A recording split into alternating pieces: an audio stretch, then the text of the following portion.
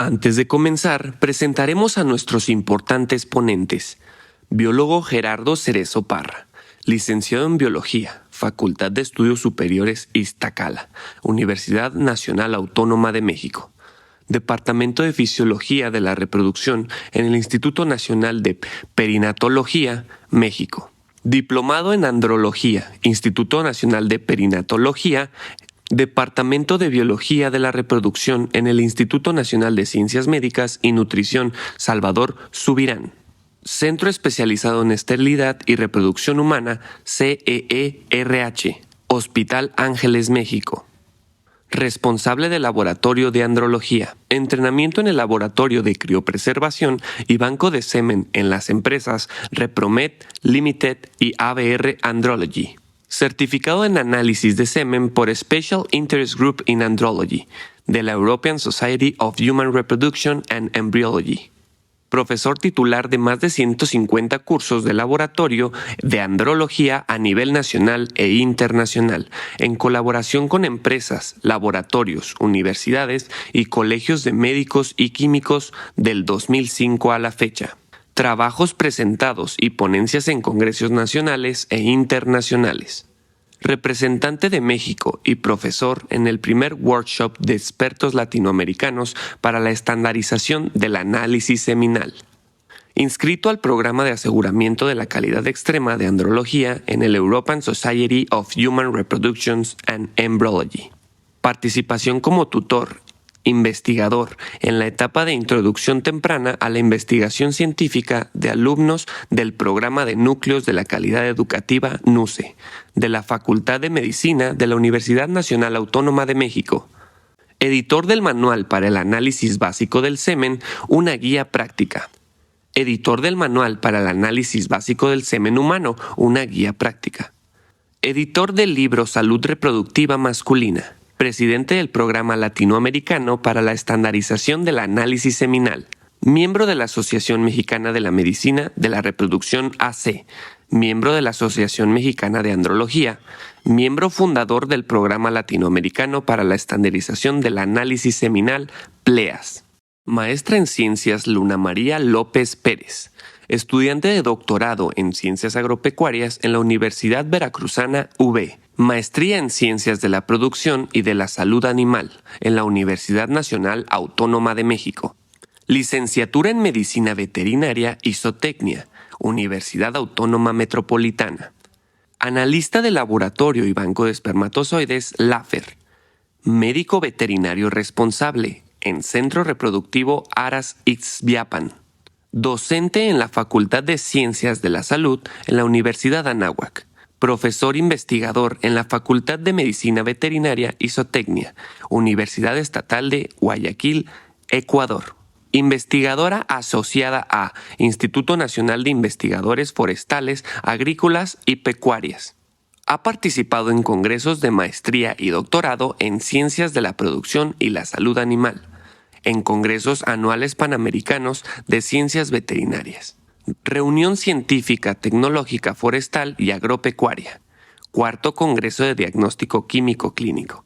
Coeditora del Manual para el Análisis del Semen Humano, una guía práctica 2022. Les recordamos que para obtener su constancia tendrán que estar presentes en el webinar, ya que al finalizar aparecerá un link que los llevará a contestar una pequeña encuesta y ahí podrán solicitar su constancia. O bien, el ponente nos compartirá un código QR donde podrá contestarlo al finalizar su presentación. La constancia se entrega de 4 a 5 días después del webinar. Aquel que no participe en el webinar no tendrá derecho a su constancia. Les pedimos que pongan sus datos completos y correctos para evitar errores en sus constancias. De poder conocer cuál es la problemática que estamos presentando a nivel mundial. Se dice que el 20% de las parejas actualmente sufren de un problema de infertilidad. De ese 20%, el 40% está dado por algunos problemas en el factor femenino, es decir, en la mujer. Y el otro 40% está dado por el hombre. Hay un 10% que está dado por los dos, tanto por el hombre y la mujer, y hay un 10% en el cual se desconoce específicamente las causas. La que sigue, por favor. Gerardo. Sí, ahí va. Gracias. Bueno, la que sigue, por favor.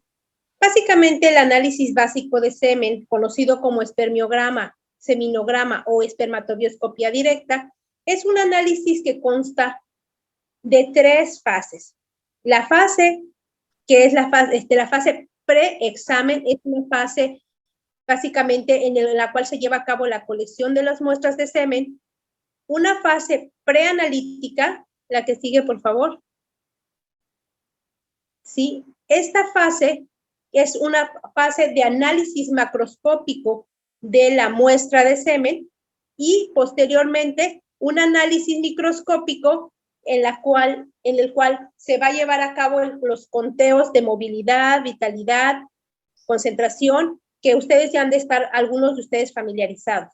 Y por último, una fase que es post-examen, que es la que lleva a cabo todos los cálculos para el registro de los resultados, y una vez teniendo el registro de los resultados se pueda poner en un formato y mostrárselo al médico o al paciente. La que sigue, por favor.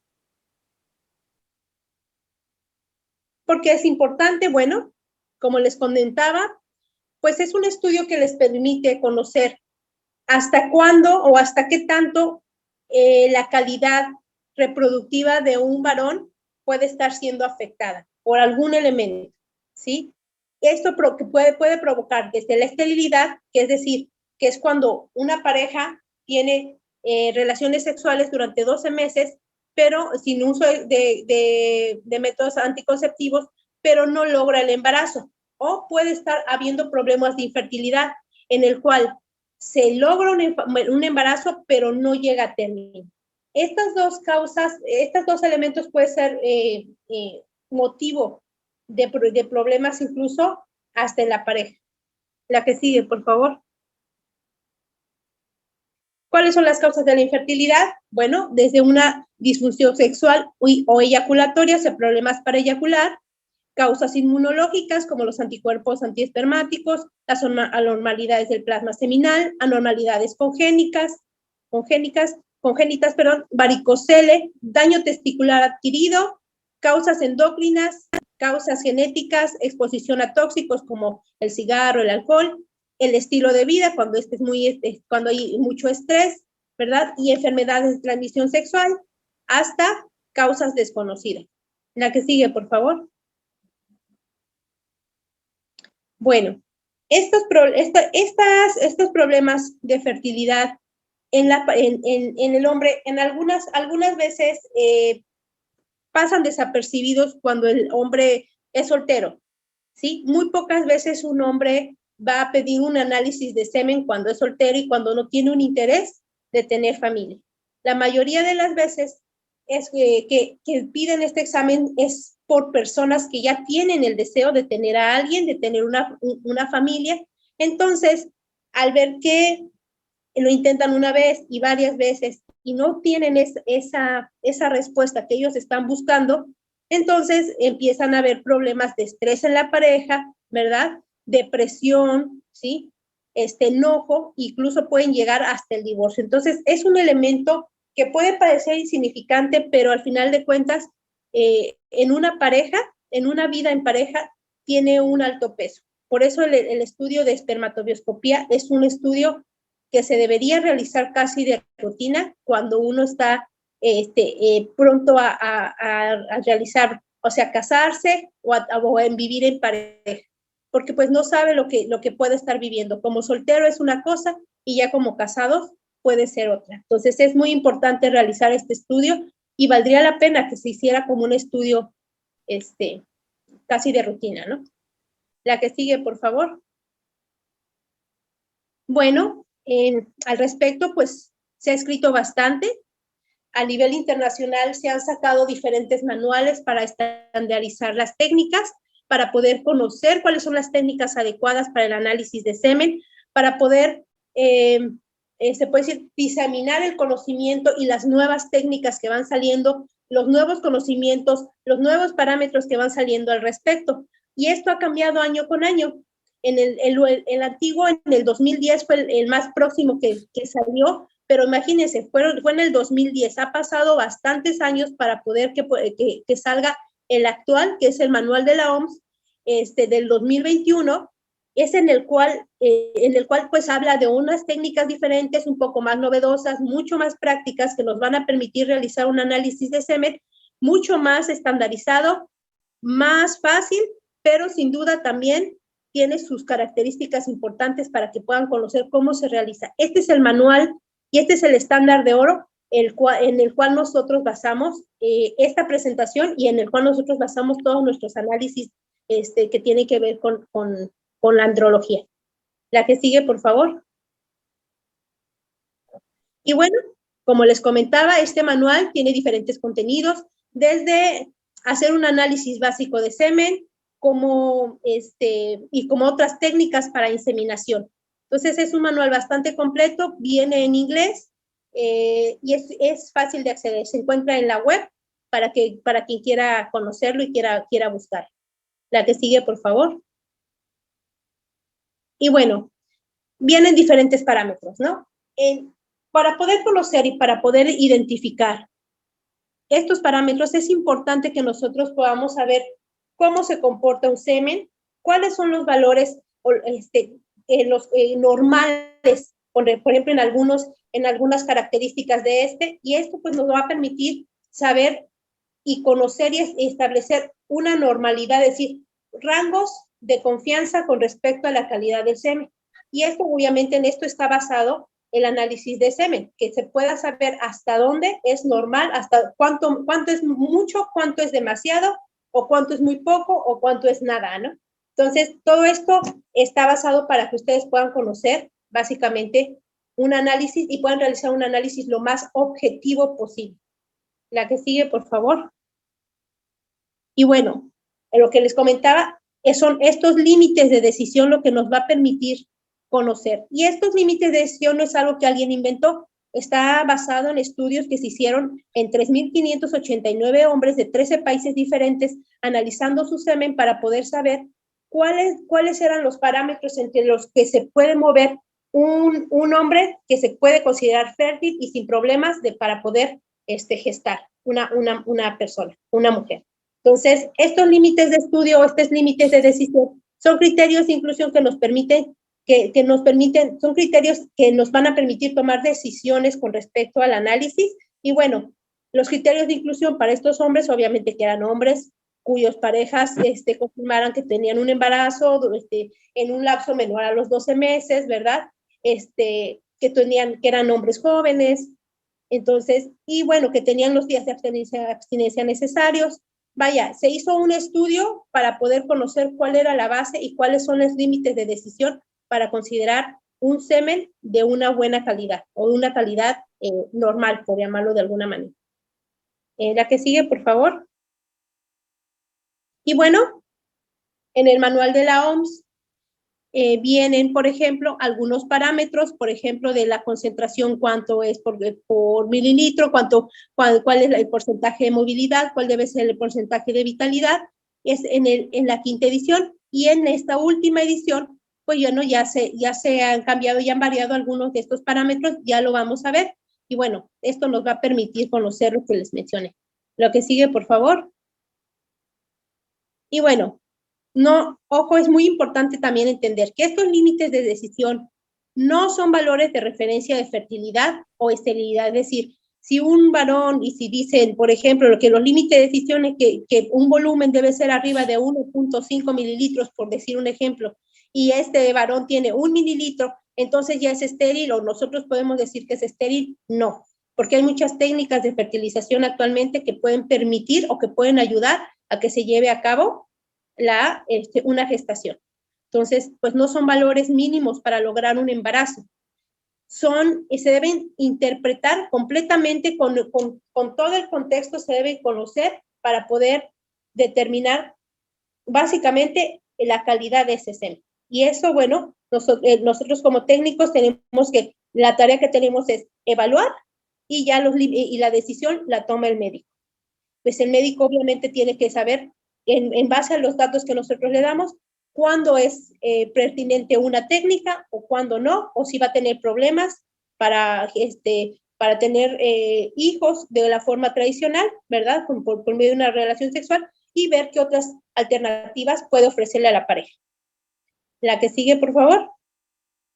Y bueno, se ha encontrado que básicamente hay una gran variabilidad en los resultados de los análisis de semen. Es por eso que es muy importante estandarizar las técnicas.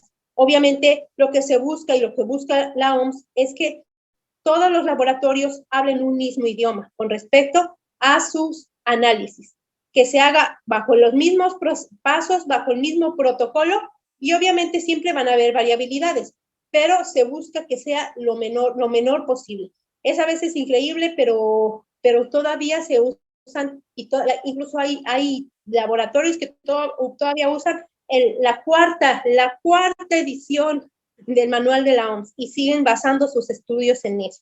Entonces, es muy importante que nosotros nos actualicemos, que sepamos qué es lo que hay, porque a lo mejor tú podrías pensar, bueno, no, yo no me actualizo, pero se van a encontrar con otros laboratorios o con médicos que están actualizados y verán que no están, que los resultados que ustedes presentan no están de acuerdo a lo que habla la sexta edición del manual de la OMS. Entonces, es muy importante que estemos al día en eso. La que sigue, por favor. Y bueno, básicamente, pues esta estandarización está dada por un grupo de profesionales, entre los cuales se cuenta el biólogo Cerezo, que pues lo que han buscado es precisamente en sus países estandarizar y dar a conocer cuáles son estos parámetros, cuáles son estas técnicas que se deben realizar y la forma en que se deben de realizar de la forma más confiable posible. Esto es con la finalidad de dar resultados confiables. La que sigue, por favor.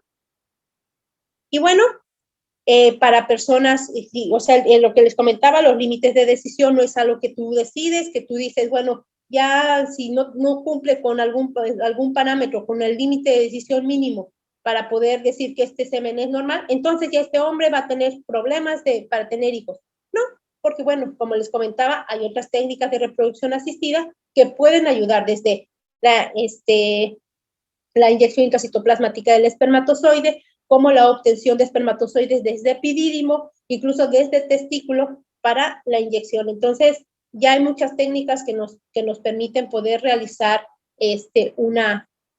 pues diferentes mecanismos para una gestación, ¿no? Es todo. La que sigue, Yera, por favor. Sí, Gerardo. voy. Como que se trabó de repente, pero ahí voy.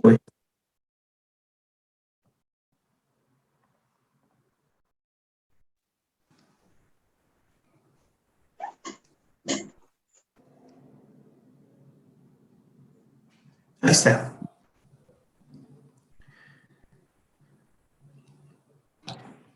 Bueno, vamos también a ver, es importante toda la parte del material que se utiliza en el análisis básico del semen. Y siempre comentamos, ¿verdad?, en estas diapositivas, que de estos materiales que tenemos aquí en esa diapositiva, cual no conocen, porque en realidad son materiales muy, muy básicos, donde empleamos, pues, en el laboratorio diariamente. Entonces tenemos ahí los guantes, cubrebocas, portas, cubreobjetos. Entonces, pues son materiales muy básicos, así como también los equipos que utilizamos, ¿no? Microscopio, incubadora, centrífuga, contador mecánico, cámara de Neubauer, micropipetas y baño María. Como pueden ver, son del equipo básico que todo laboratorio tiene. Y dentro de esta etapa de la recolección de las muestras de semen antes del análisis propiamente, tenemos que es muy importante realmente que todos lo tengamos presente para que el análisis sea confiable. Tenemos aquí los recipientes adecuados según el manual, que pues aquí básicamente es un frasco de plástico de boca ancha o también se pueden utilizar preservativos especiales que ahorita vamos a ver. Y estos frascos, bueno, pues son de 100, 120 mililitros que todos ya conocemos. Deben ser etiquetados con el nombre del paciente, fecha y previamente pesados, que ahorita lo vamos a ver por qué se pesan antes. El material de polipropileno, estéril de preferencia, y no es tóxico porque mantiene la vitalidad de los espermatozoides. Bueno, entonces aquí es muy importante también las indicaciones que le vamos a dar al paciente. Realmente son estas las indicaciones. El hombre debe recibir instrucciones escritas y habladas sobre la recolección de la muestra de semen. Y aquí es importante que instruyamos tanto al personal de la recepción para que pues ellos sepan dar esas instrucciones, ¿no?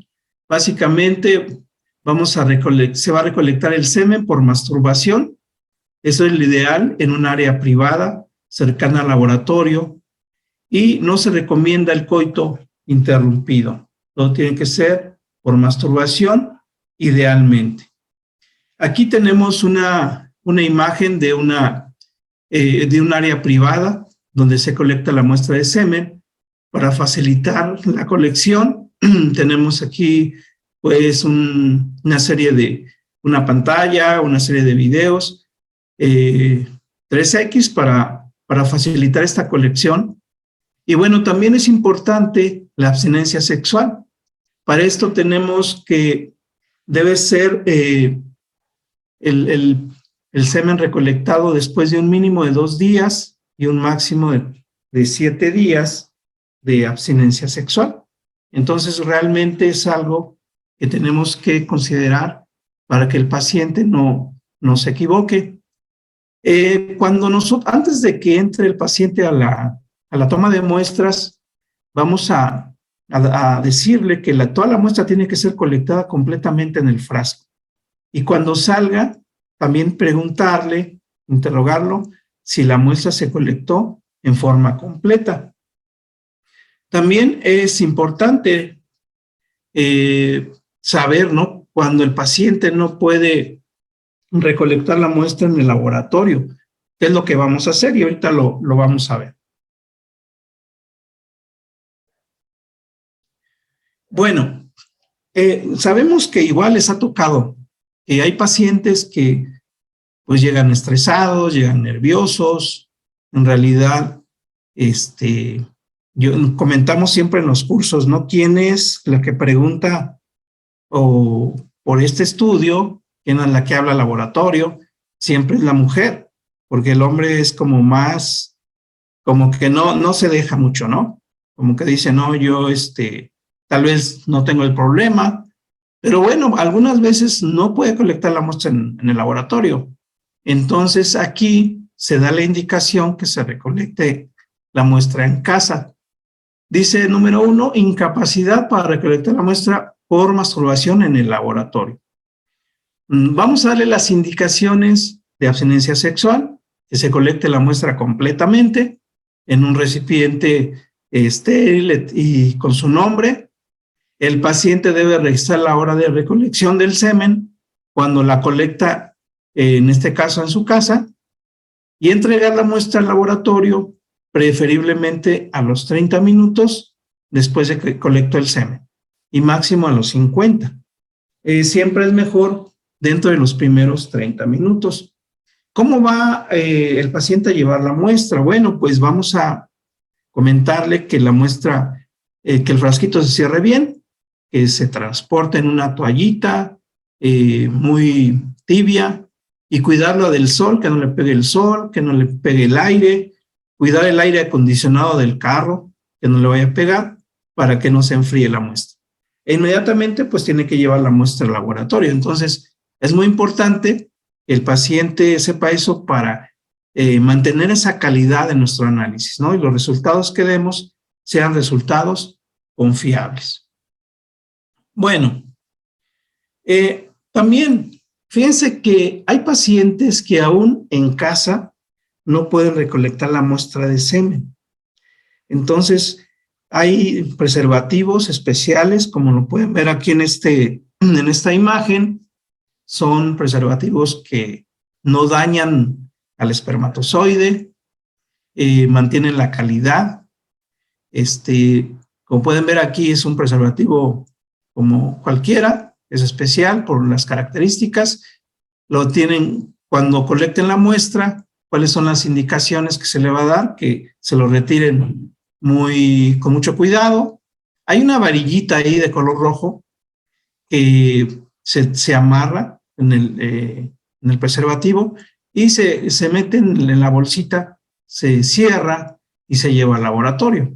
Obviamente igual, cuidando el transporte, cuidando que no le pegue el sol, el aire, para que no se dañe la muestra.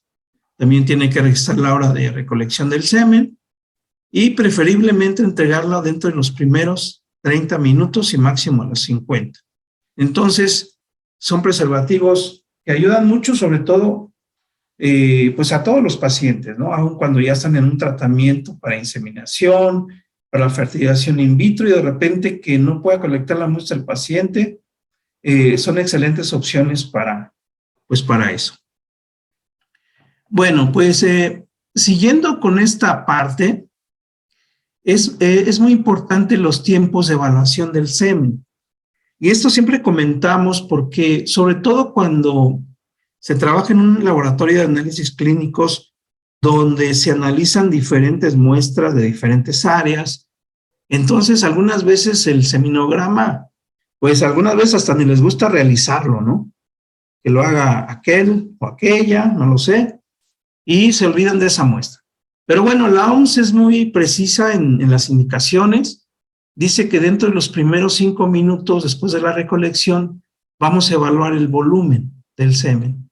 Vamos a colocar la muestra dentro de la incubadora a 37 grados para que facilite la licuefacción. Y como habíamos comentado, en la mayoría de las veces se da dentro de los primeros 30 minutos. Bueno, de entre los 30 y 60 minutos después de la licuefacción, ¿qué vamos a evaluar? Básicamente vamos a evaluar el análisis macroscópico, que es el análisis físico-químico, que es como está aquí en la diapositiva. Licuefacción, apariencia, volumen, olor, viscosidad, pH, movilidad, aglutinación y agregación. También vamos a evaluar vitalidad. Entonces, de tal forma que es muy importante que hasta acá todo esto se realice en forma, como decimos, de corrido, de golpe. No nos vamos a detener o nos vamos a distraer haciendo otras cosas, sino vamos a hacerlo hasta el punto número 3 de golpe. Vamos a hacer también, ya con más calma, hacer las diluciones para medir la concentración y los frotis para evaluar la morfología. Pero del 1, 2 y 3 tiene que hacerse en forma corrida, como dice aquí, de entre los 30 y 60 minutos, después de que la muestra se haya licuado. Bueno, también siguiendo con esto, dentro de las 3 horas después de la recolección del semen, vamos a evaluar la concentración y mandar las muestras al laboratorio de microbiología si es necesario. Aquí también nos dice la opción, nos da la opción, el manual de después, el mismo día o al siguiente día, vamos a hacer la tinción y la evaluación del frotis para la morfología y ya en los procedimientos post-examinación, cálculo, resultados finales y la entrega de los resultados. Entonces, como podemos ver, es muy importante que lo realicemos tal como nos dice el manual para tener unos resultados confiables. Bueno, dentro de la fase de examen, bueno, ahorita lo va a comentar la maestra Luna, adelante.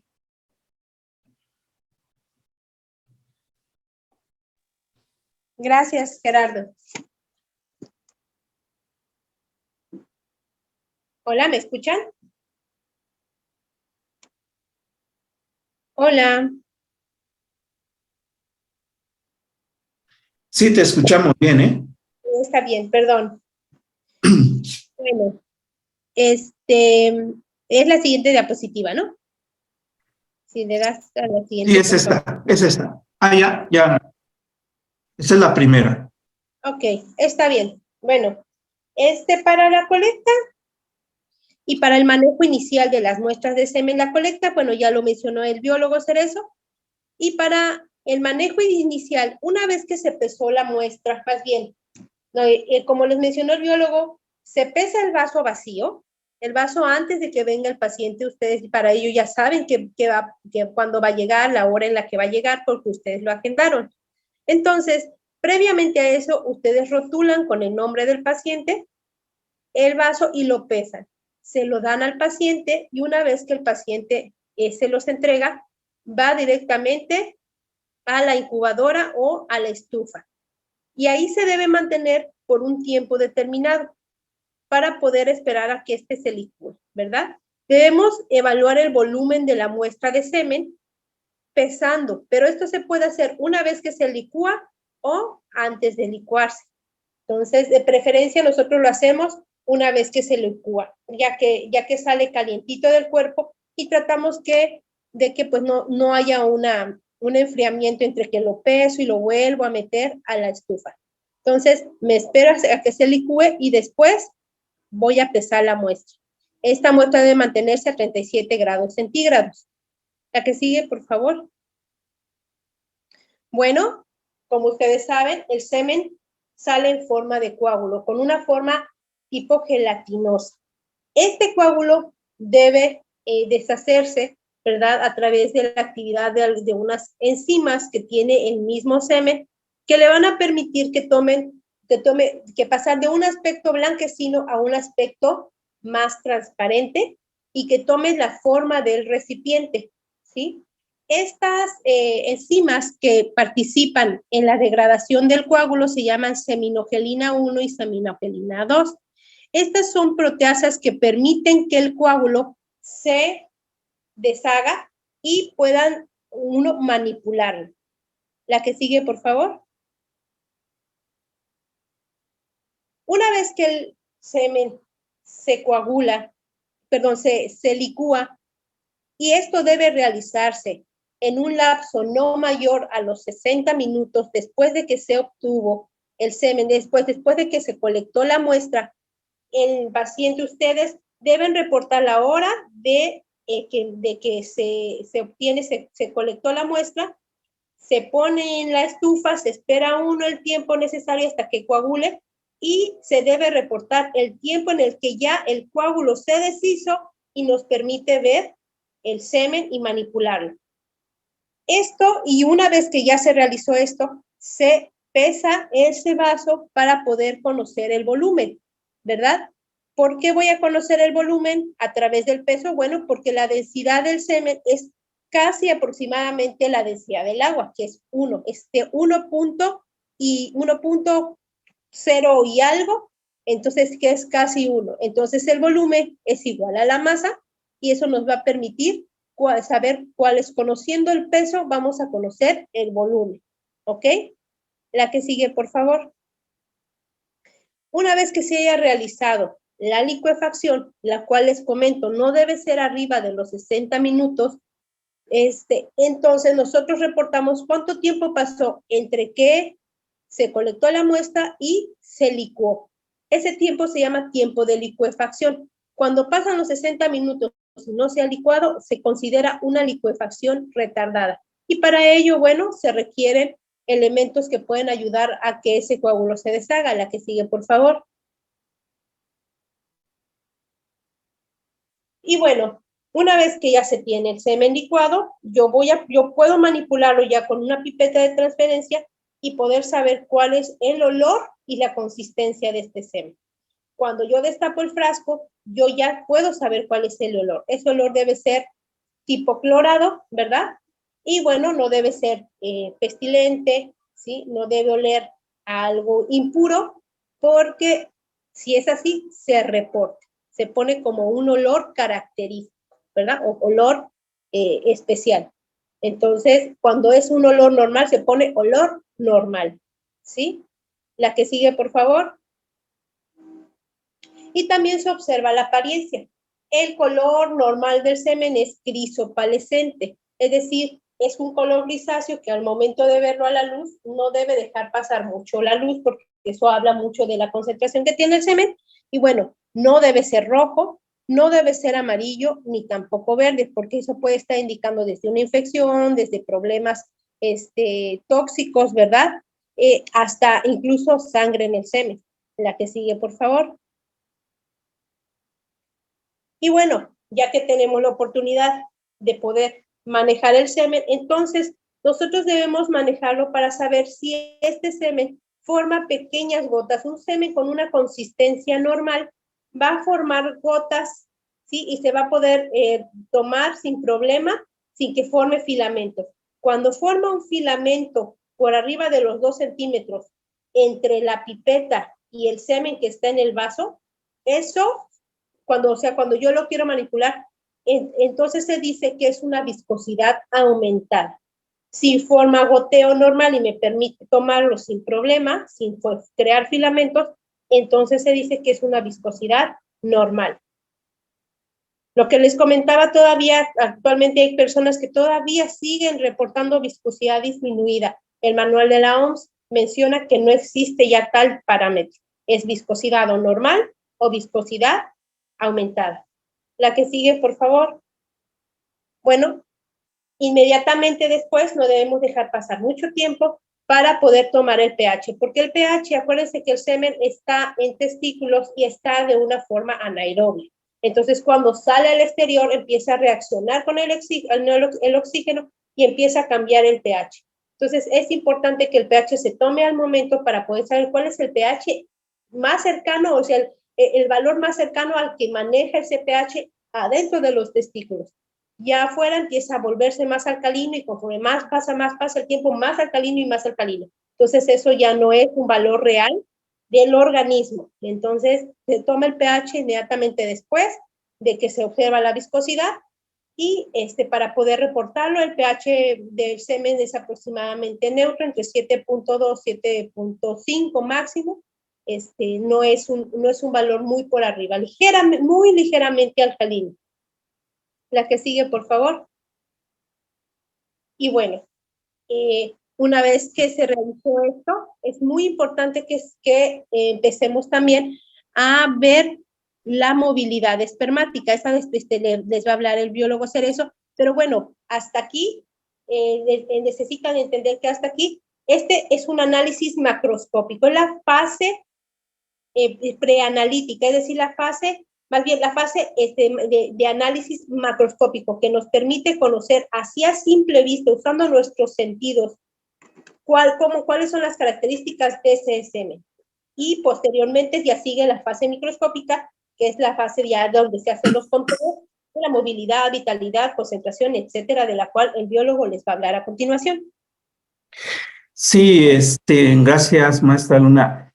Exactamente, ya ahorita entonces vamos a pasar a la parte del análisis microscópico. El análisis macroscópico, pues es relativamente rápido, hay que hacerlo muy rápido, máximo, yo creo que en 5 minutos, porque bueno, acuérdense que vamos a empezar con movilidad porque ya los espermas empiezan a su actividad celular para que no se vayan a frenar, no vaya a decaer la movilidad. Entonces, ahora en la 6ª edición del manual de la OMS, fíjense que nos dice que hay que evaluarlos en estos 4 parámetros: movilidad progresiva rápida, movilidad progresiva lenta, movilidad no progresiva y los inmóviles. Realmente, acuérdense que en la 5ª edición, la progresiva rápida y la lenta se fusionaron a una sola, que era nada más movilidad progresiva. Sin embargo, ahora regresan estos mismos parámetros como en la 4ª edición. En la 4ª edición era así como lo estamos viendo. Depende, creo que es el reto de repente un poquito mayor en diferenciar lo rápido de los lentos, porque depende de las velocidades. Los rápidos mayor de 25 micras a 37 grados y los lentos de 5 a menos de 25 micras, entonces dice movimientos activos de forma lineal o en círculos grandes. Aquí también la movilidad no progresiva, los famosos in situ, o también espermas que se mueven en un mismo lugar, sin un desplazamiento importante, ¿no? Menor a 5 micras. Y nado en círculos pequeños. Y los inmóviles, aquellos espermas que no tienen movimiento, sin que quiera decir que son espermas que están muertos. Entonces, es lo que ahora, en esta edición del manual, pues ya así vamos a evaluar en la movilidad. Bueno, también es importante que en la quinta edición nos dieron como 3 opciones, ¿verdad? Para el volumen y los cubreobjetos. Ahora cubres de 22 por 22 y una alícuota de 10 microlitros. Vamos a contar las 4 categorías, vamos a contar mínimo 5 campos microscópicos para que, bueno, pues sea un conteo representativo. Ya que, bueno, aquí el manual también nos dice que vamos a hacer 2 conteos, vamos a obtener el promedio y vamos a hacer una comparación con esta tabla, ¿no? Y esta tabla nos va a decir si nuestros conteos son aceptados o no. Entonces es importante que pues hagamos de una forma una homogenización, tomar una alícuota, contar bien en zigzag para que, bueno, los conteos sean pues representativos y aceptables. Y bueno, dentro de los límites de decisión, la movilidad progresiva debe ser mayor al 30%, tanto rápidos como lentos, y es lo que nos dice ahora en esta edición del manual. Dentro de la movilidad hay 2 parámetros que vamos a evaluar también, que son las agregaciones y las aglutinaciones. Las agregaciones es la adherencia de espermatozoides inmóviles o móviles a células no espermáticas o detritos celulares. Realmente las agregaciones son más frecuentes porque se adhieren a células, a detritos, a inmóviles, es lo más común. Y las aglutinaciones, como dice aquí, son espermatozoides móviles adheridos a otros espermatozoides móviles también. Son menos comunes, se da por la existencia de anticuerpos antiespermatozoides que hacen que se aglutinen e impiden el tránsito hacia el tracto genital femenino. Bueno, una vez que completemos la movilidad, también vamos a evaluar la vitalidad espermática. Entonces, propiamente, dentro del manual nos dice que podemos hacer esta evaluación con eosina nigrosina, y aquí, como dice el método, vamos a homogeneizar la muestra de semen, vamos a tomar 50 microlitros de semen, 50 de colorante, lo mezclamos, tomamos 20 microlitros de esa solución, las mezclamos, hacemos un frotis, dejamos secar y observamos más de 200 espermas en el objetivo de 100 por con aceite de inmersión. Obviamente vamos a reportar los vivos y muertos, y reportamos vivos. Todos los espermas que se tiñan con color negro, rosa o roja son considerados muertos, y los que no son vivos. A veces se pueden teñir ligeramente esta parte como de la acrosoma, pero son vivos. Y también otra tinción que recomienda el manual es la eosina sola. Aquí la eosina Y, vamos a tomar también 5 microlitros o 10 microlitros de semen y 10 de colorante, se mezcla, lo cubrimos, lo vamos a evaluar, vamos a hablar más de 200 espermas, los que se tiñen y los que no se tiñen, ¿no?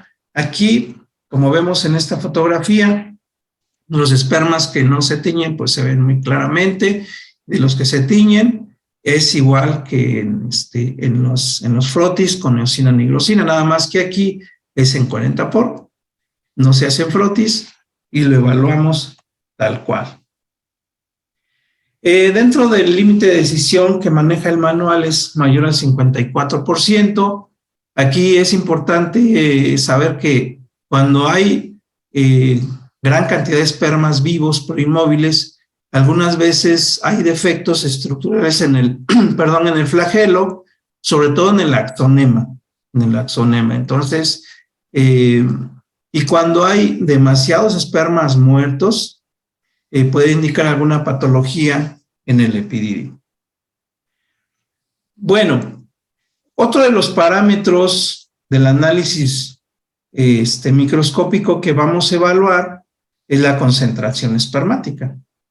Y bueno, desde ediciones anteriores, el manual recomienda la cámara de Neubauer, aunque existan otras cámaras para evaluar la concentración espermática. Para un análisis básico del semen, lo ideal es que pues, sea con la cámara de Neubauer, como nos dice el manual. Bueno, aquí propiamente, ¿cómo vamos a evaluar la concentración espermática? Vamos a hacer una dilución. Primero tenemos que saber qué dilución vamos a realizar.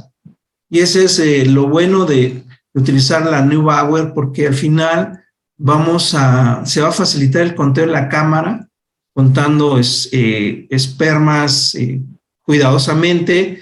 Nos facilita mucho esa cantidad que vamos a poner en la cámara. Entonces, la dilución es obteniendo la media de 3 campos, 40 por o 20 por. Se va a hacer por duplicado en 2 tubos diferentes. Vamos a llenar la cámara con cada una de la dilución de un lado de la cámara y la otra del otro lado. Vamos a dejarlo en un ambiente húmedo, que generalmente podemos utilizar una caja Petri para que se estabilice la muestra, y vamos a examinar en 20 o 40 por. Lo que nos dice el manual es de que inicialmente vamos a contar mínimo 200 espermatozoides por duplicado, o sea, de cada lado de la cámara vamos a contar 200 espermatozoides. Vamos a comparar las diferencias de los conteos en una tabla diferente a la tabla de movilidad. Aquí el manual nos da otra tabla, y al final, de acuerdo a la fórmula que ahorita vamos a ver, vamos a calcular la concentración espermática y reportarla en millones por mililitro. Entonces, es así como lo vamos a evaluar. Realmente, a ver, vamos a hacer aquí, bueno, esta es una tablita, lo que nos dice como la dilución por duplicado. De acuerdo al número de espermatozoides que encontramos, vamos a hacer una dilución. Por ejemplo, si encontramos 50 espermatozoides, ¿no? Vamos a hacer una dilución 1 a 20, 50 microlitros de semen y 950 microlitros de diluyente. Bueno, pues también la cámara de Neubauer, ya todos la conocemos, realmente una cámara de 100 microlitros de profundidad, 9 rejillas de 100 nanolitros. Siempre nos vamos en la cuadrícula central para evaluarla, y que tiene 25 cuadros grandes, ¿no? Y dentro de esos 25 cuadros tiene 16 cuadros más pequeños de 250 picolitros. Entonces, a partir de la central nos da una serie de indicaciones para ver si nada más vamos a contar los 5, 10, toda la cuadrícula, o vamos a empezar a contar las cuadrículas periféricas, ¿no? Al final, lo que inicialmente queremos es que contemos 200 espermatozoides. Y bueno, fíjense que ahora en el manual se publicó lo que es el factor de corrección. Ese factor de corrección realmente nos facilita al final pues el que tengamos los millones por mililitro. Entonces, por ejemplo, si contamos dentro del cuadro de la cuadrícula número 5, contamos 5 cuadros y usamos una dilución 1 a 20, el factor de corrección es 2. Entonces, con ese factor ya podemos emplear esta fórmula, C igual a N, que es el número de espermatozoides contados en ambas cámaras, en este caso entre el factor de corrección, que es 2, y ya nos da la concentración espermática en millones por mililitro. Estas son las tablitas que también primero vamos a comparar las diferencias. Pues si son muy grandes las diferencias entre un conteo y otro, pues realmente no se va a aceptar, ¿no? La idea es que pues siempre homogeneicemos bien la muestra, pongamos bien la alícuota y se distribuya uniformemente. Entonces, pues dentro de esto, la concentración espermática es mayor a 16 millones por mililitro y mayor a 39 millones por eyaculado. ¿Cómo vamos a obtener la cantidad por eyaculado? Pues multiplicar al final por el volumen y ya tenemos ese valor. Bueno, ahorita va a continuar la maestra Luna. Adelante. Gracias. Ay. ¿Me escuchan? Sí, adelante, Luna. Muchas gracias. Es que pensé que había apagado el micrófono. Bueno, ahora vamos con la morfología. Bueno, para la morfología forzosamente tenemos que realizar un frotis. Esto pues es algo que ustedes ya saben hacer, es como si se hiciera un frotis sanguíneo. Y bueno, se va a utilizar la cantidad de semen, se va a utilizar, más bien la alícuota, el tamaño de la alícuota va a depender de la cantidad de semen que nosotros tenemos. Si el semen está muy concentrado o está poco concentrado, se tomará una alícuota mayor o menor para poder hacer un conteo igual de 200 espermatozoides. ¿La que sigue, por favor? Bueno, este frotis forzosamente se tiene que teñir. Y bueno, el manual de la OMS propone dos tipos de tinciones. La tinción de Papa Nicolau, que ustedes ya la conocen, que es un tren larguísimo, ¿verdad? Y las tinciones rápidas, que pueden ser de 3 o máximo 4 tiempos. La que sigue, por favor. Y bueno, la tinción de Papa Nicolau tiene todos estos tiempos y bueno, es una de las tinciones que se utilizan universalmente. Por eso el manual de la OMS la ha seguido conservando porque es una tinción que es conocida a nivel mundial. Y muchas de las otras tinciones rápidas, bueno, algunos utilizarían unas, o sea, cada quien tendría una preferencia, ¿no? De cuál es la tinción más favorita para ellos o la que les permita hacer un mejor conteo. Por eso el manual de la OMS propone la tinción de Papa Nicolau como algo universal, pero también las tinciones rápidas para que tú hagas tu conteo en el laboratorio con la que a ti más te acomode. La que sigue, por favor. Bueno, estas tinciones rápidas que les comenté puede ser desde la Deep Quick, la Spermaxstain, que son tinciones que se vendían antes en México, pero ya no, y la tinción Spermaform. Entonces, como les comento, puede ser de 3 o 4 tiempos, ¿verdad? La Spermaform es la tinción que nosotros manejamos y la que nosotros vendemos. La que sigue, por favor. Y bueno, les voy a hablar, como es la tinción que nosotros manejamos, les voy a hablar cuál es la tinción Spermaform y cuáles son las bondades que esta les puede ofrecer. Bueno, pues primero que nada se debe realizar un frote y se debe dejar secar para poder posteriormente fijarse en una solución de alcohol, esa puede ser alcohol cualquiera, ¿verdad? Por 3 minutos, ¿verdad? Para fijarse, es una fijación normal. Pero lo que tiene es que, bueno, se realiza una primera tinción con un colorante A, que es hematoxilina. Esta hematoxilina, bueno, te va a dar un fondo de cierto color y te va a teñir con ciertas pHs alcalinos, te va a teñir de una forma y con pHs un poco más ácidos te tiñe de otra. Entonces, esta hematoxilina es un colorante A y posteriormente un colorante B, que es nuestro colorante estrella, que no se les puede decir, ¿verdad?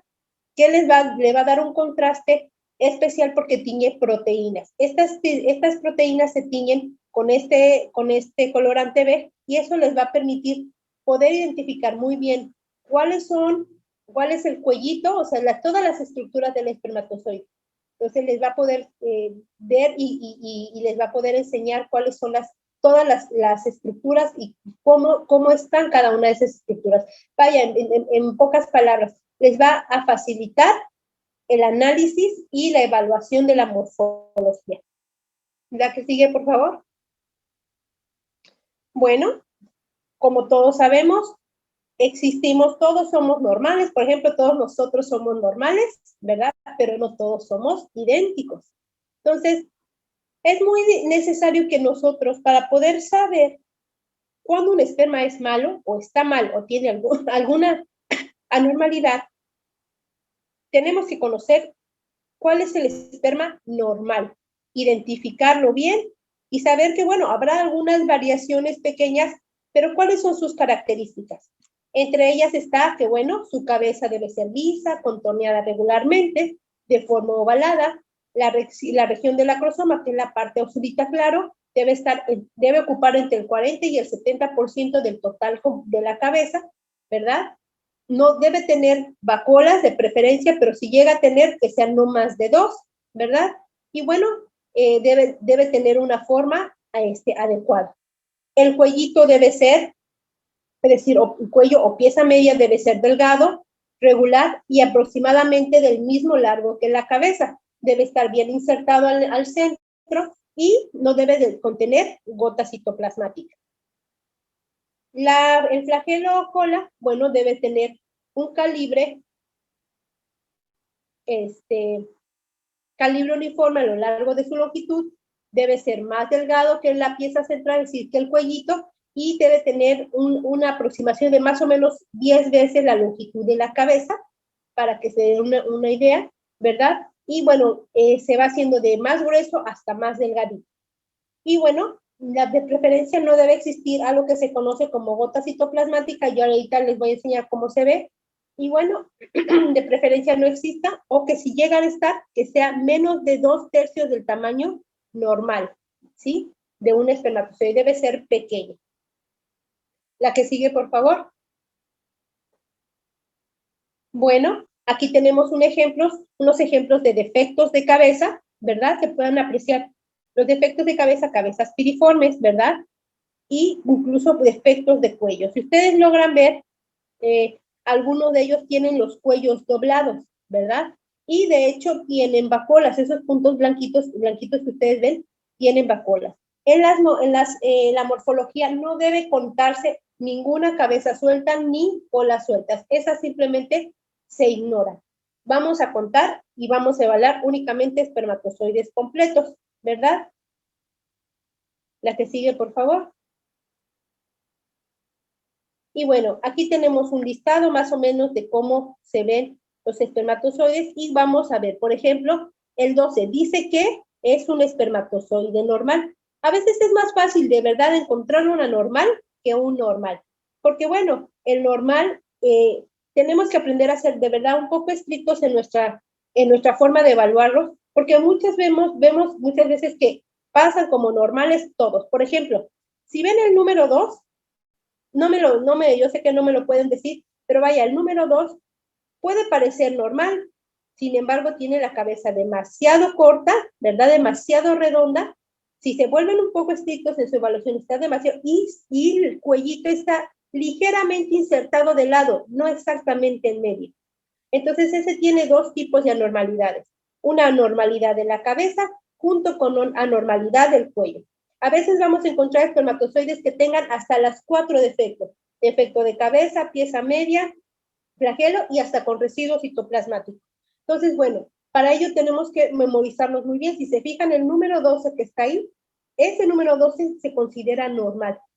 Si se fijan, su acrosoma abarca aproximadamente el 50%, 60% de su cabeza es ligeramente ovalada, su cuellito está de buen tamaño, está insertado al centro, su flagelo está ligeramente doblado, pero eso es por la posición del espermatozoide, por el flotis, pues, pero podemos encontrar diferentes anormalidades, ¿ok?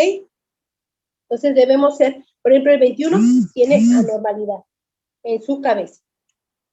Ahora, la que sigue, por favor.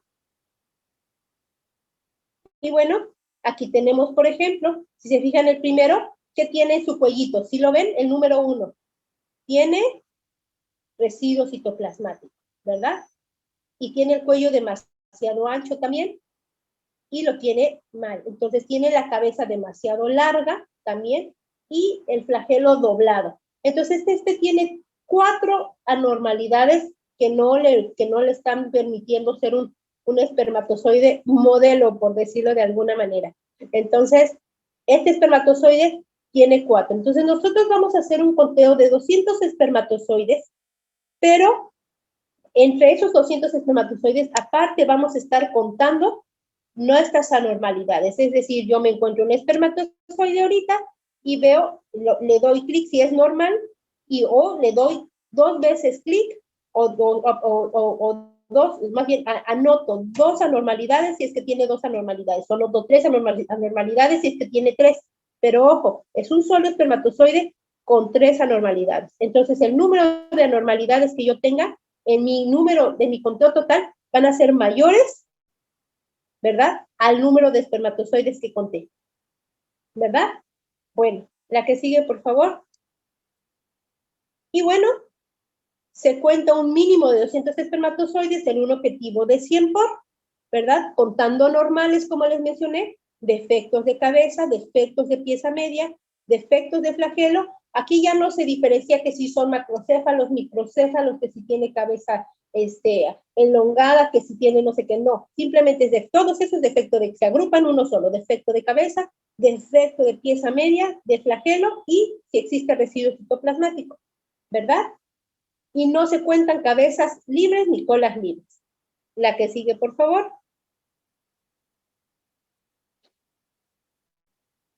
También nos va a ayudar, una vez que saquemos los porcentajes de espermatozoides que tenemos normales y cuántos anormales, y una vez que se tengan los anormales, saber cuál es el porcentaje que tengo de cada una de las anormalidades, es decir, es necesario que yo conozca cuántos tengo de defecto de cabeza, cuántos de pieza media, cuántos de flagelo, porque eso al médico le da una información. Por ejemplo, si yo tengo muchos problemas o mucho defecto de flagelo y ese espermatozoide tiene problemas en la movilidad o tengo un porcentaje bajo de movilidad, entonces yo puedo estar casi asegurando que el problema está a nivel epididimal. Entonces, en la última fracción, en la última parte de la espermatogénesis, en la parte donde tiene que ver con la movilidad, con la formación del flagelo o con incluso la maduración de la membrana, para que haya una buena movilidad. Entonces el médico le da alguna información que le permite saber en dónde está la falla, en dónde está el problema. Entonces es muy importante que nosotros reportemos todos los defectos y en porcentajes, para que él sepa si tiene un mayor número de porcentajes de una cosa o de otra y dónde puede estar habiendo el problema. ¿Sí? Si es a nivel espermatogénesis o es a nivel maduración en el epidídimo, o incluso a nivel de enzimas. Entonces, bueno, también es importante que nosotros saquemos el índice de teratosospermia, es decir, para poder saber qué tan anormales son nuestros anormales. Es decir, tú puedes ser feo, pero si eres muy, muy feo, ya es una cosa diferente. Entonces, hay que saber, poder conocer y decir, bueno, ok, yo soy feíto, pero soy aceptable. Pero que yo pueda decir, bueno, soy muy, muy, muy, muy, muy feíto, pero ¿qué tan feíto? Entonces, así el espermatozoide, que uno puede decir, ese espermatozoide, verse al espejo y decir, tengo los 4 defectos, tengo defecto de cabeza, pieza media, defecto de flagela y el residuo citoplasmático. O sea, que tengo un porcentaje súper grande de esos que tienen muchas anormalidades, entonces hay un problema ahí. Hay un problema desde la espermatogénesis, desde la formación del espermatozoide. Entonces, bueno, es importante esa información. El índice de teratosospermia te dice que de cada 2 espermatozoides, 1.6, por decir, puede tener las 4 normalidades, pero no más.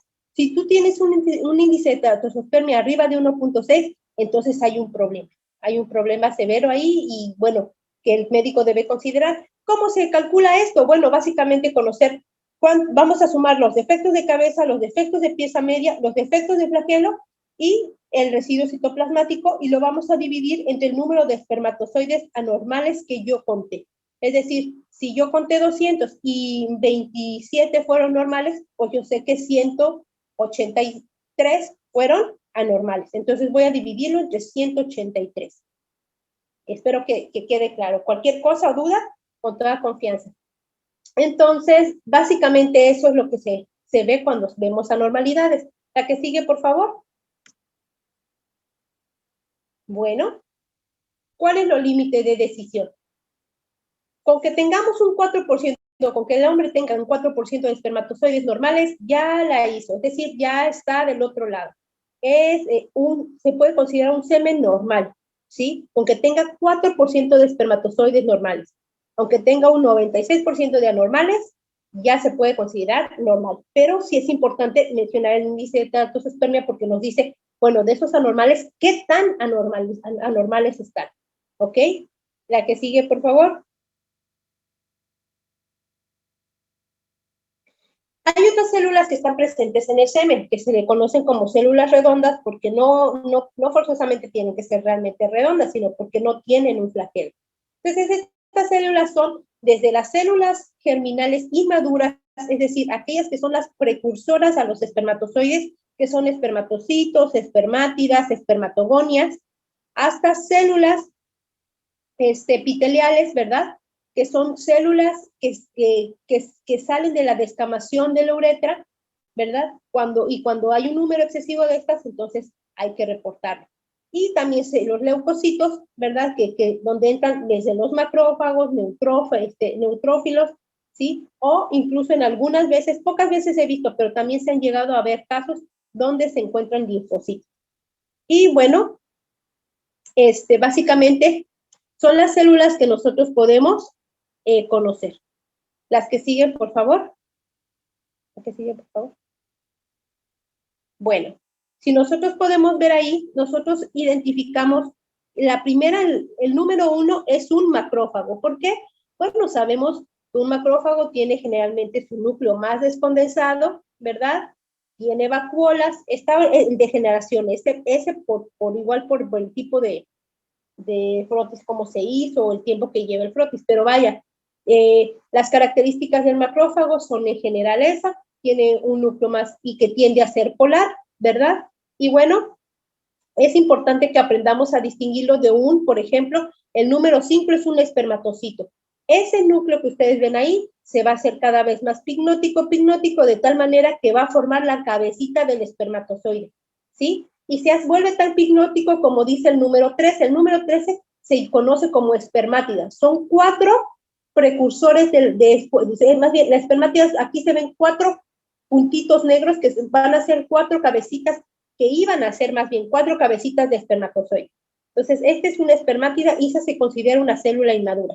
También el espermatocito se considera inmadura. Entonces, nosotros lo vamos a categorizar en 3. Independientemente si es espermatocito, espermátida, espermatogonia, yo la voy a poner como inmadura y ya. De leucocitos, yo voy a poner, no importa si es macrófago, si son polimorfonucleados, o sea, yo voy a poner leucocitos. Y voy a ir contando conforme haga mi concentración, perdón, mi morfología, voy a ir contando el número de células inmaduras que encuentre y leucocitos que encuentre y también de células epiteliales. La que sigue, por favor.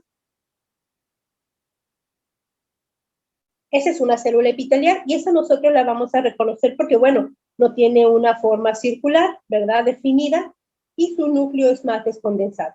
Entonces tiene un citoplasma bastante extenso y eso nos va a permitir ver. Entonces, bueno, ¿cuáles son los límites de decisión? Básicamente se conoce solamente para los leucocitos.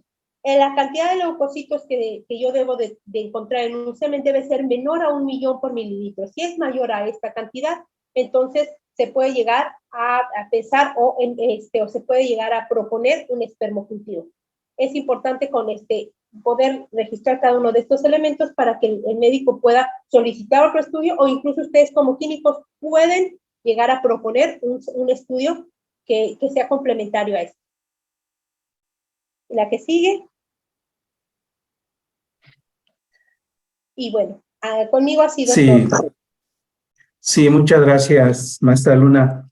Bueno, ahorita el equipo de SEGO va a poner un video, entonces vamos a hacer una pausa aquí y después del video ya continuamos con la presentación.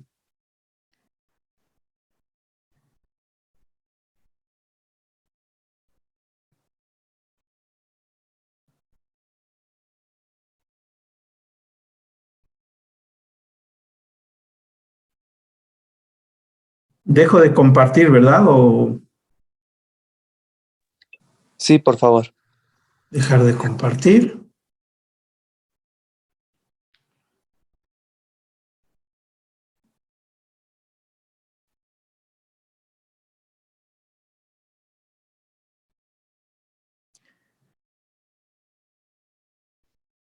Adelante, no sé qué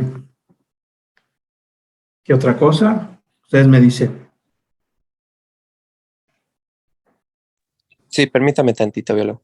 Sí, gracias.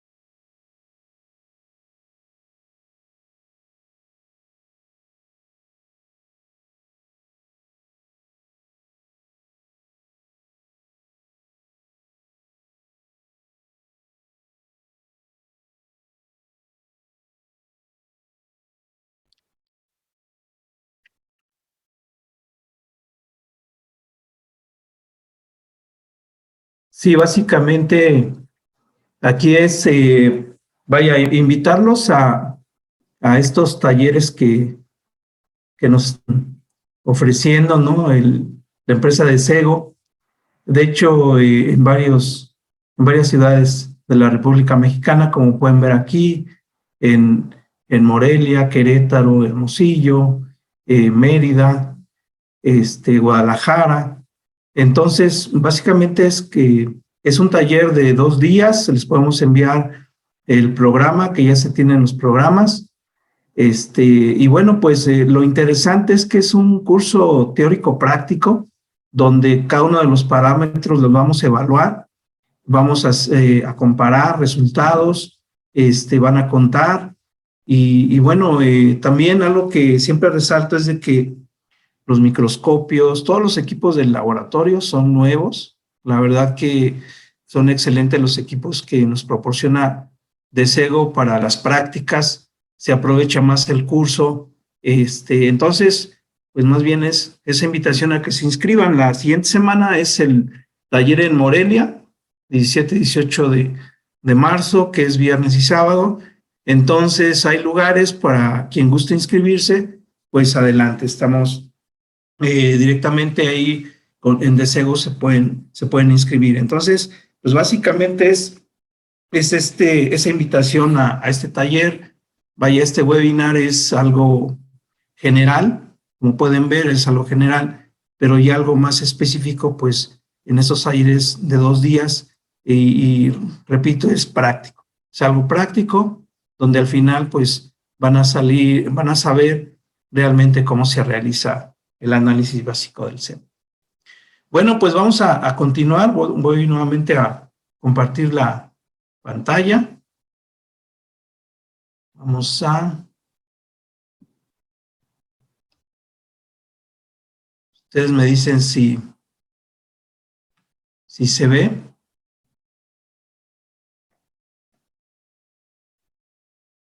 ¿Sí se ve o Sí, se ve y se escucha claro. se ve y se escucha? Entonces vamos a irnos donde nos quedamos. Ok.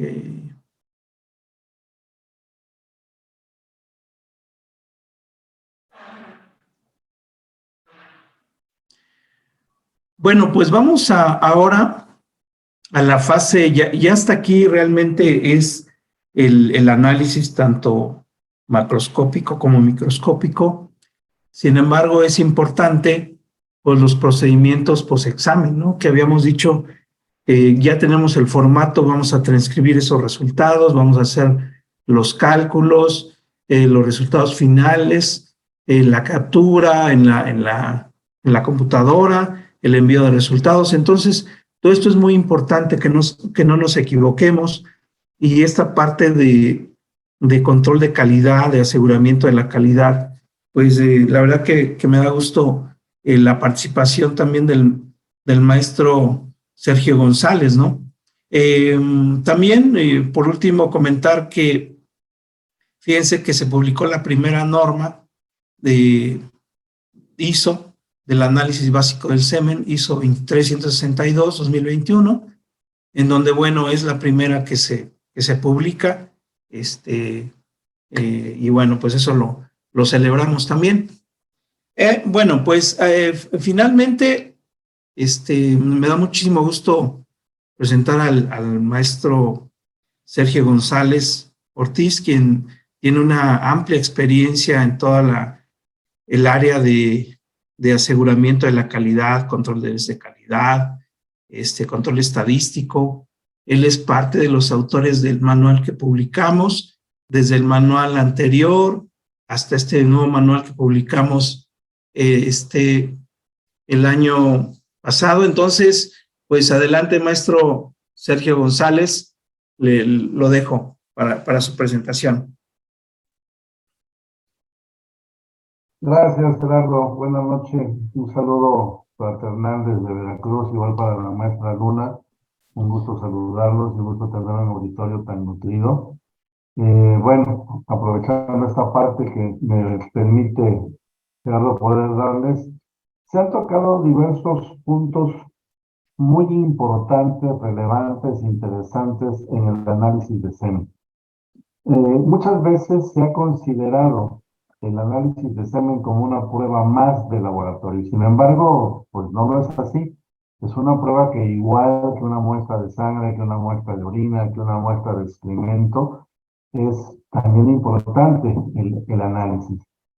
Si me pasas la siguiente, Gerardo, por favor. En esta parte del libro, que tuvimos la oportunidad de participar con un nutrido grupo de redactores, de expertos en el tema, tocó la parte del análisis estadístico. Cuando lo hablamos en la universidad, cuando le enseñamos al estudiante las bases, las herramientas estadísticas, creo que es una de las experiencias educativas en la que todo el mundo corre. Nadie quiere saber de estadística, nadie quiere saber de matemáticas, pero mucho tiene que ver en la forma en la que se enseña, en la forma en la que se reproduce, en la forma en la que se aterrizan las ideas.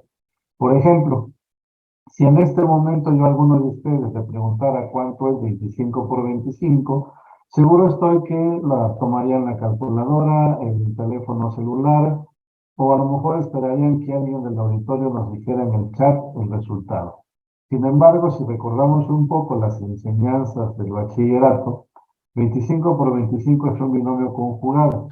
Del 2 sigue el 3. 2 por 3, 6. 5 por 5, 25, es 625. Si les digo cuánto es 45 por 45, del 4 sigue el 5, 4 por 5, 20, 5 por 5, 25, son 2025. El problema de la enseñanza de la estadística, como de las matemáticas, es la forma en la que se aborda. Y por esa razón existen muchas veces errores de interpretación, incluyendo la aplicación equivocada de procedimientos estadísticos que me pueden llevar a establecer o aceptar un resultado como bueno, cuando en realidad es malo. En esta edición del libro, este capítulo principalmente tiene que ver con el control estadístico de calidad, cómo establecemos las medidas, sobre todo para elaborar nuestras cartas de control de calidad, las gráficas de Jennings, a partir de 3 medidas importantes: la media aritmética, la desviación estándar y el coeficiente de variación. También incluye el control y la construcción de los gráficos de control y su interpretación. No dejamos de lado lo que son las acciones preventivas y las acciones correctivas. Lo importante es prevenir antes que corregir. Y finalmente lo que es el programa de la evaluación externa de la calidad, que como ya lo comentó Gerardo en un principio, dirige un programa externo en el que varios laboratorios participaron y en el que los resultados fueron por demás interesantes. La siguiente, por favor. Solamente para darles un pequeño bosquejo de la importancia de lo que reviste, no solamente hacer un análisis, sea del tipo que sea. Todo laboratorio, sea de andrología, sea un laboratorio clínico, sea un laboratorio especializado, requiere de un sistema de gestión de calidad básico. No necesitamos tirar la casa por la ventana para poder establecerlo. Como ya lo han dicho tanto el biólogo Gerardo como la maestra Luna, existen tres partes importantes que son parte esencial del control de calidad: la fase preexamen, examen y posexamen. Fase preexamen es relevante porque es la parte en la que se conjugan la mayor parte de las instrucciones, indicaciones, calidad de la muestra, calidad del paciente, recepción de datos. Necesitamos decirle al paciente exactamente qué necesitamos, cuáles son las indicaciones, cuáles son las instrucciones para tener una muestra de calidad para análisis. En la parte del examen, como también ya lo dijeron, es importante no solamente el saber analizar y contar con las técnicas en un procedimiento estandarizado. Esta palabra que se maneja mucho en el sistema de gestión de calidad significa que todos los integrantes de un equipo de trabajo, de todos los operativos que realizan el procedimiento, lo hagan de la misma forma.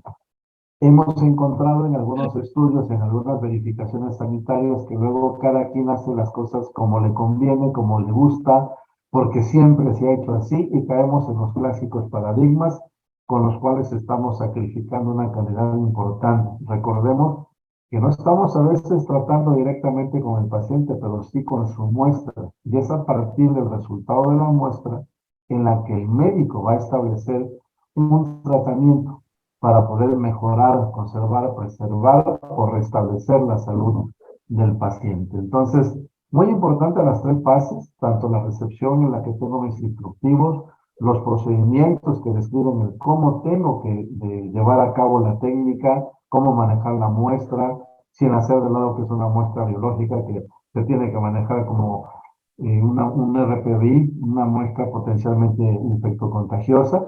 Finalmente, la entrega de resultados, que sería la salida del proceso, un resultado confiable que el laboratorio le está emitiendo al médico para establecer tratamiento y diagnóstico. Y todo este sistema, que como bien comentaba hace un momento el biólogo Gerardo, ya existe una norma ISO con relación al análisis de semen, tiene que ver con manuales, procedimientos, indicadores, para tener un proceso de mejora continua. No se trata solamente de hacer la prueba y reportar, sino de asegurar que ese resultado que se va sea reproducible y que además sea confiable. La siguiente, por favor. En el caso, por ejemplo, de lo que sucede en el laboratorio, nosotros sabemos que cuando hablamos de un sistema de gestión de calidad manejamos procesos. Y bien sabemos que en el laboratorio, sea clínico, sea de andrología, existen procesos críticos y procesos de apoyo. Si vamos a hablar en este caso del análisis de la muestra biológica, háblese de semen, el proceso que me va a guiar o que tengo que cuidar tiene tres partes importantes que tienen que ver con la preparación, que ya dijimos, la instrucción al paciente, la preparación de la muestra, pero también tiene que ver con los instrumentos. Y los instrumentos tienen que ver la calidad del reactivo, la pericia del analista, la calibración de los equipos.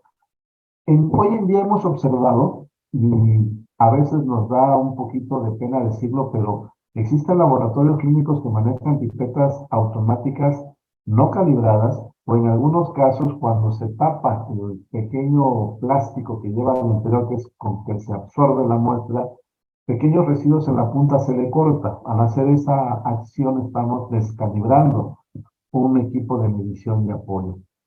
Muy importante conocer el manejo de nuestros equipos y sobre todo, como lo marca un sistema de gestión de calidad, contar con nuestras bitácoras, contar con nuestros procedimientos de mantenimiento y de calibración de instrumentos. También es muy importante la temperatura de los equipos, sobre todo si vamos a incubar, el tipo de la luz, la humedad, el agua, el medio ambiente en general, etc. Hay ciertas normativas que debemos aplicar no solamente para el análisis de muestras, sino también para que el operario tenga el espacio y las herramientas convenientes para poder llevar a cabo el análisis. Y finalmente, el análisis que tiene que ver en la mayoría de las ocasiones con la capacitación que se le tiene que dar al analista. Como dije al principio de esta parte de la plática, el análisis de semen se ha convertido en un estudio más de laboratorio, pero no debe considerarse así. Debe considerarse como una parte del líquido biológico del cual el médico requiere un resultado para poder establecer un diagnóstico y por lógica un tratamiento. A esto, todo este conjunto, nosotros le llamamos aseguramiento de reporte de resultados, que tiene que ver con un sistema de gestión de la calidad. La siguiente. Esta es una publicación que pudimos hacer la maestra de Aurora Carmona Cortés y el biólogo Gerardo Cerezo Parra. Es un estudio que realizamos aproximadamente 23, 27 laboratorios en un promedio de 7 meses. Un estudio de carácter descriptivo, longitudinal, prospectivo, observacional, en el que nos interesaba mucho conocer cuál es la calidad del examen de la concentración espermática. Saber si realmente se estaba llevando a cabo el análisis de acuerdo a un estándar establecido, a un procedimiento estandarizado, o era simplemente una prueba más que debía de hacerse fuera en el laboratorio de andrología o fuera en el laboratorio de análisis clínicos. Este trabajo se llevó el primer lugar en la presentación de carteles del segundo Congreso de Salud Sexual y Reproductiva de la Clínica Universitaria de Salud Reproductiva y Sexual de la Universidad Veracruzana en 2019, en la que además el biólogo Gerardo Cerezo Parra fue ponente, uno de los profesores invitados de los panelistas, a hablar precisamente sobre aspectos de la fertilidad. No sé, Gerardo, si me permitieras, si hubiera el tiempo, nada más de mostrarles de manera general cuáles son las razones o qué encontramos en esta publicación y por qué es importante que en estos cursos de análisis de semen se haga énfasis en la capacitación del personal, en la elaboración de procedimientos y en la vigilancia permanente de los equipos. Adelante, maestro. No sé si me permitas pantalla, es que no está en esta presentación. Ok, a ver, entonces dejo de compartir, ¿verdad? Ajá. ¿Ya? Ahora sí, pero no puedo compartir. A ver, ahorita. No estoy habilitado. Permíteme habilitarlo. Gracias.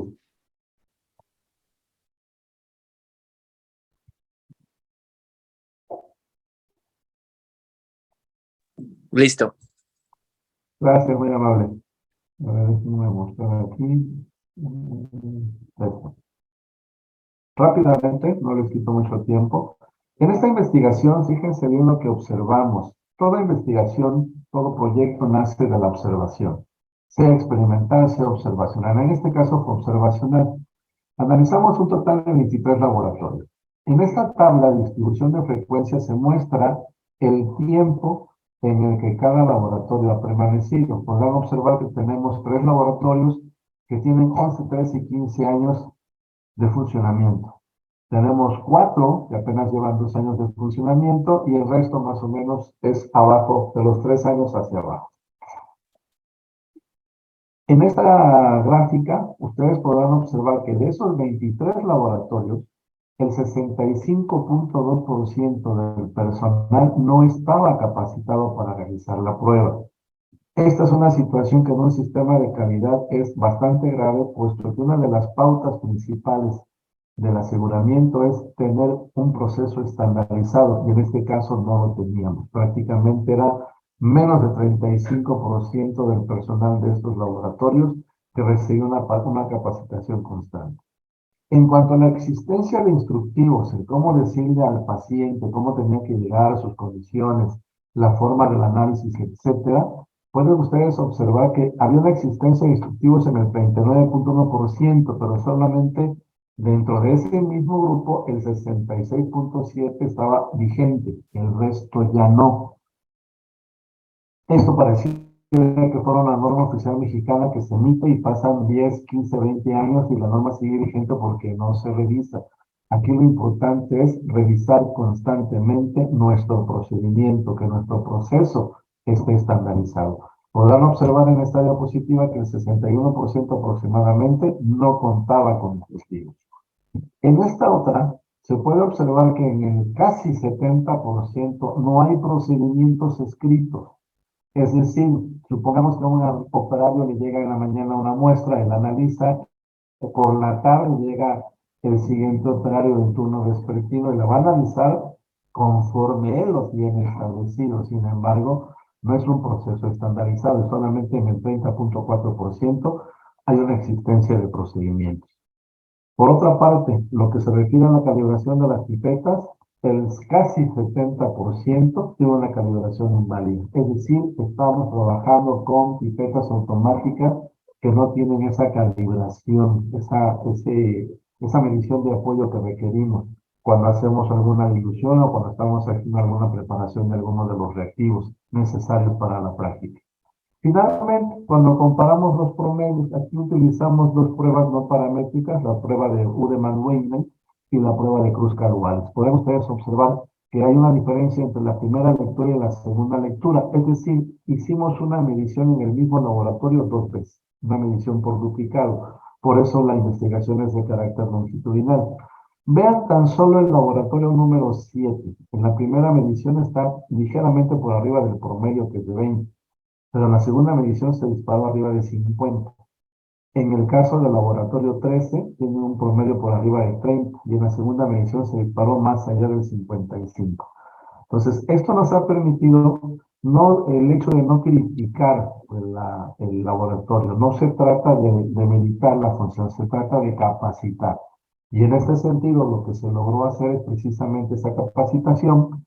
Se pudieron corregir varios de los estándares, no todos los laboratorios volvieron a participar, pero los que participaron tuvieron una mejora continua arriba del 90%, lo que significa que pudieron alcanzar de cierta forma la estandarización en ese proceso. Esto es lo importante, no solamente hacer una prueba, sino llevarla más allá a la mejora continua para establecer en nuestros laboratorios pues una calidad de las pruebas que nosotros estamos estableciendo. Y finalmente, para terminar esta parte, bueno, es muy importante con relación a lo que vimos, que es una investigación donde se pudo detectar que más del 60% de los laboratorios no contaban con una capacitación de personal, no tenían procedimientos, no había instructivos, no había calibración, hacían falta otras cuestiones para poder estandarizar el proceso.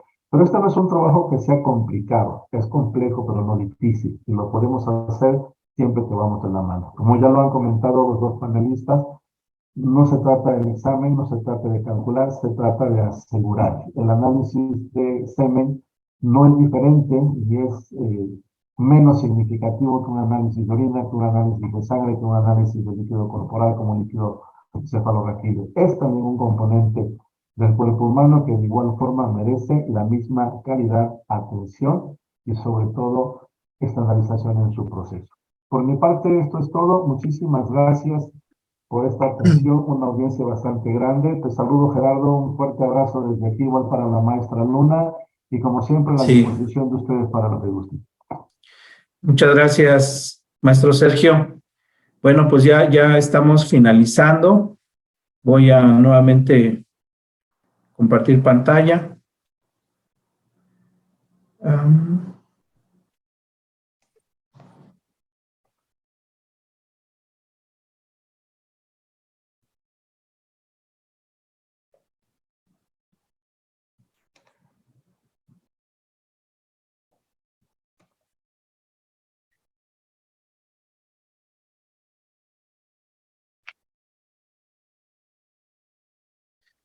Pues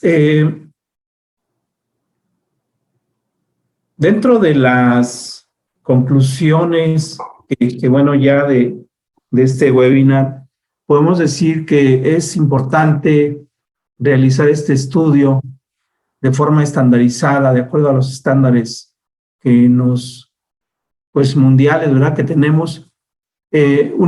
¿Para qué? Para uniformar los métodos de evaluación entre todos los laboratorios que realizamos este análisis, estudio, y que, como decimos, que todos lo hagamos de la misma manera y hablemos un mismo lenguaje.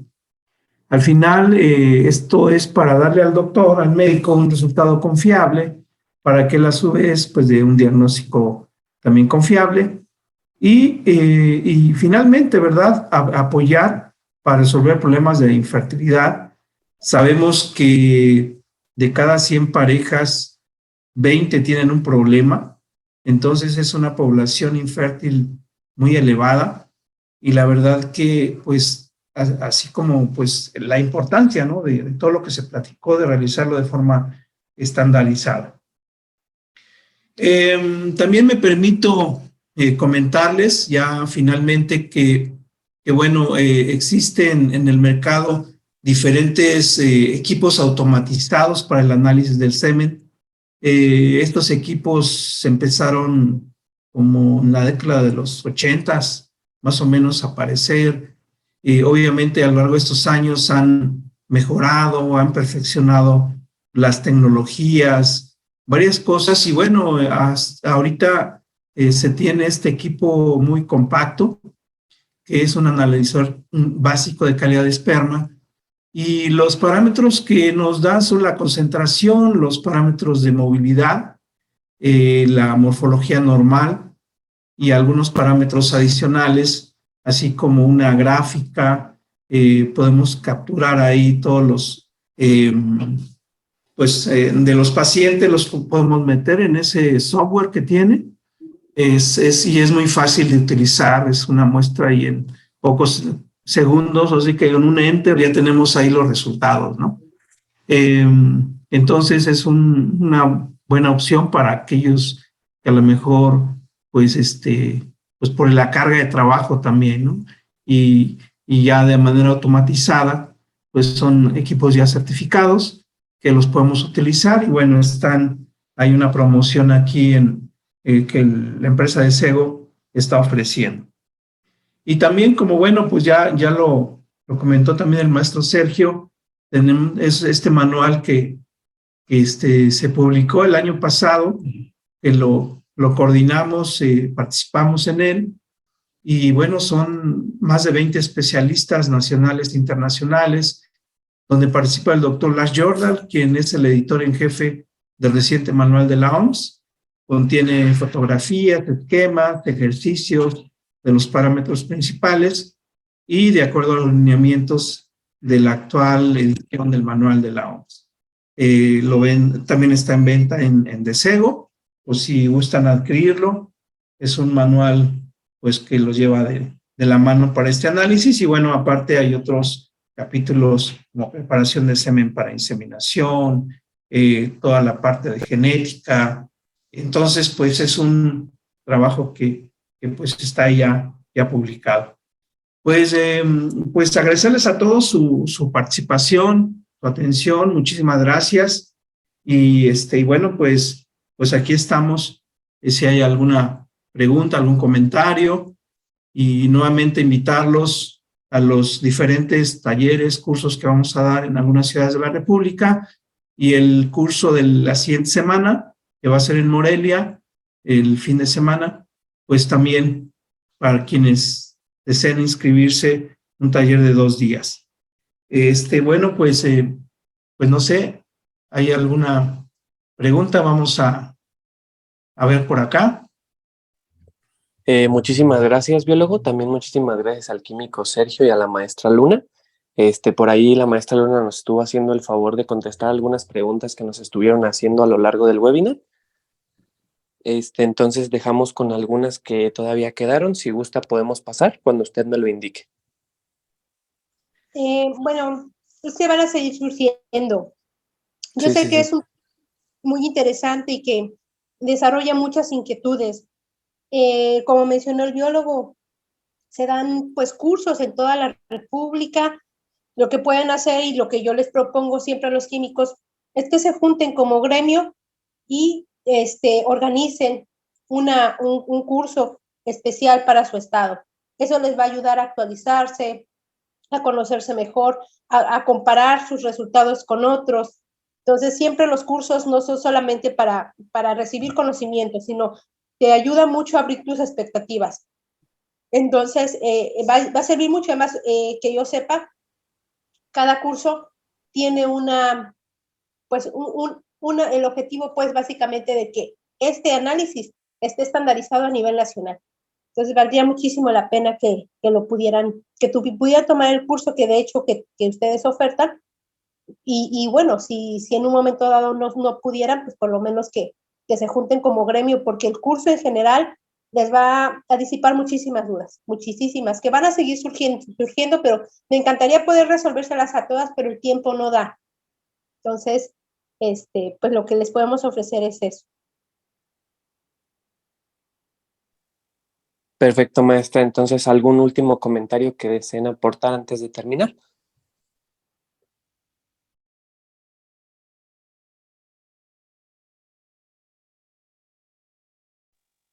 Bueno, yo, adelantándome, bueno, agradecer muchísimo a todos por su participación y de verdad, pues que motivarlos para que este análisis puedan hacerlo de mejor calidad y que obviamente sea mejor cobrado, porque realmente es un análisis, como ustedes pueden darse cuenta, muy importante, que a veces no se le ha dado la importancia que tiene.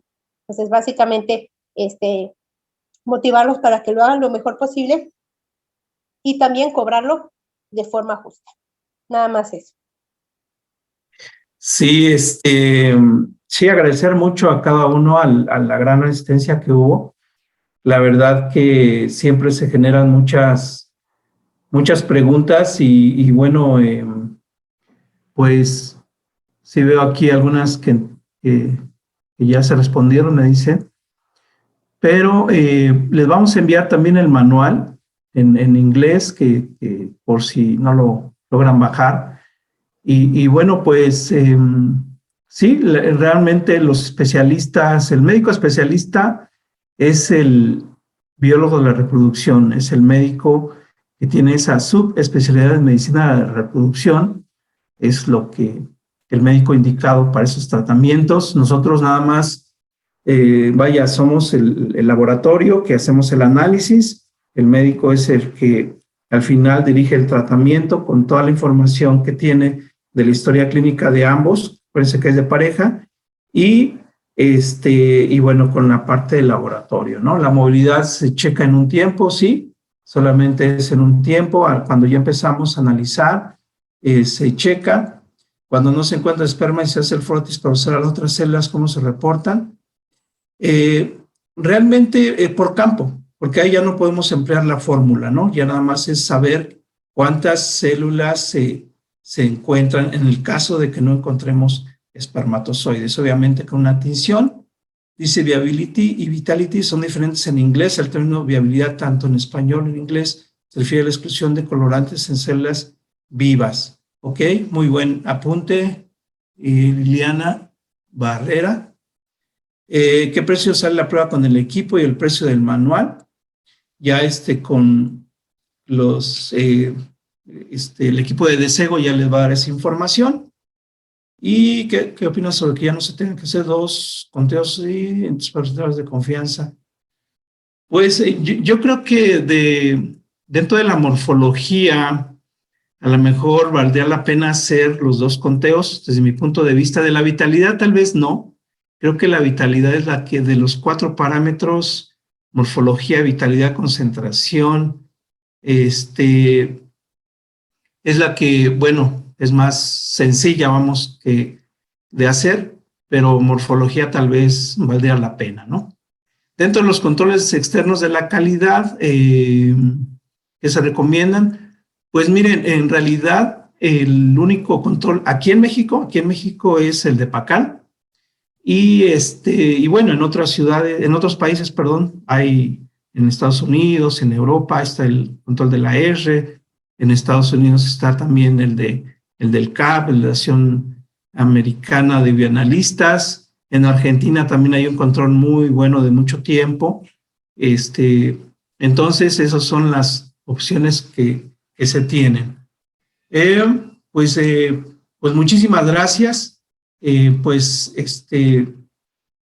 a todos y bueno, pues seguimos en contacto y bueno, estamos a sus órdenes. Muchas gracias al equipo de SEGO, a la empresa de SEGO por la invitación y bueno, buenas noches a todos.